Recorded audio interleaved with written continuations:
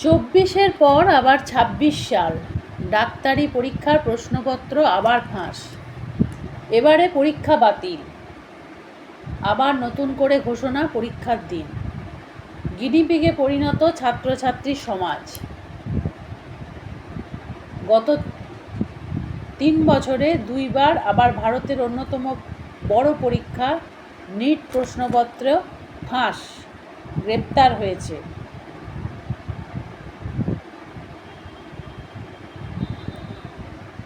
কিন্তু ভয়ঙ্কর কোনো সাজা আজও হয়নি কারো।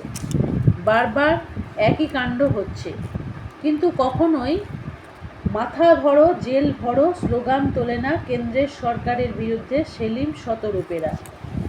দুর্গাপুরে কোনো মিছিল বের হয় না প্রশ্নপত্র ফাঁসের। পশ্চিমবঙ্গে একসময় জোর তুফান এসেছিল নারদা স্টিং অপারেশনের পরে। ২০১৬ সাল দেশের প্রধানমন্ত্রী তার দলের হয়ে ভোট প্রচারে এসে এই ঘুষকাণ্ডের নায়কদের সেই কাগজে মোড়া টাকা নেওয়ার কথা বলে পরিবর্তন চেয়েছিলেন। ২০২৬ সালে সেই কাঙ্ক্ষিত পরিবর্তন এলো। ব্রিগেড গ্রাউন্ডে এলেন প্রধানমন্ত্রী, বাংলার মুখ্যমন্ত্রী পদে অভিষিক্ত করলেন নারদা স্ট্রিং অপারেশনে অভিযুক্ত প্রাক্তন তৃণমূলী তথা বর্তমানে বিজেপির প্রধানতম কাণ্ডারি শুভেন্দু অধিকারীকে।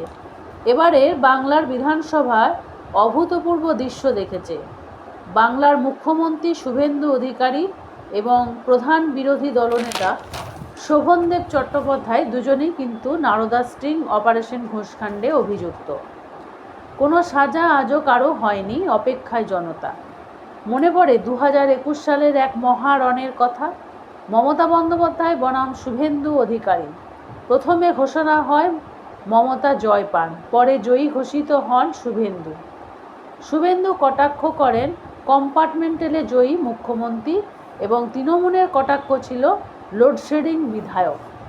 মামলা হয়েছিল, কিন্তু কেউ জানে না ৫ বছর হয়ে গেলেও সেই মামলায় ফলাফল কী, কে ছিল আসল জয়ী। শীত ঘুমে কি সেই মামলা? অপেক্ষায় জনতা।